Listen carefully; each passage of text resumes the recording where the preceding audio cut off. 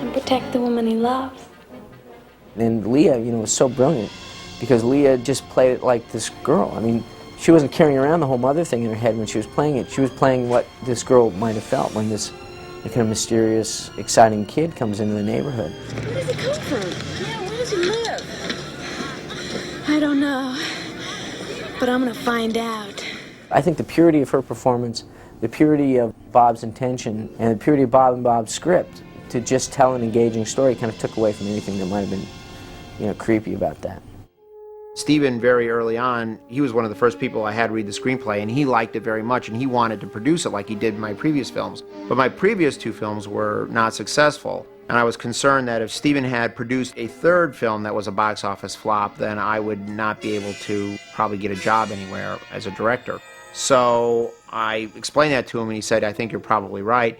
And then many years went by, 3 to be exact, and then I was finally hired by Michael Douglas to do Romancing the Stone, which fortunately was a hit. And then everybody wanted to do Back to the Future because Romancing the Stone was a hit movie.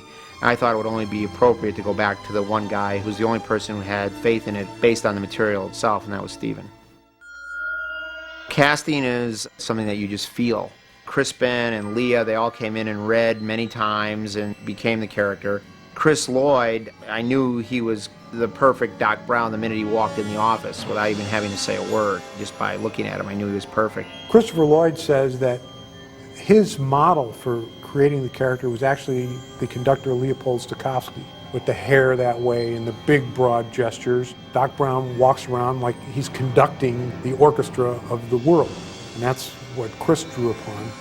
I notice your band is on the roster for the dance auditions after school today. Why even bother, McFly? You don't have a chance. You're too much like your old man. No McFly ever amounted to anything in the history of Hill Valley. Yeah, well, history is going to change. I was doing a film called Teen Wolf, and I was shooting it in Pasadena, and some people that had showed up on the same block that we were shooting, and they were scouting location. So we said, what location are they scouting for? And somebody said, it's this new movie called Back to the Future. I remember thinking, man, it'd be great to be in a movie like that. Sounds like, you know, a great movie. And Steven Spielberg producing. Michael J. Fox was actually our first choice for the part of Marty.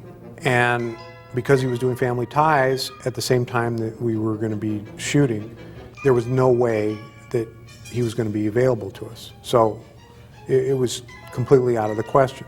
And we kept pushing our start date back because we were having such a hard time finding a kid that we thought could carry the movie.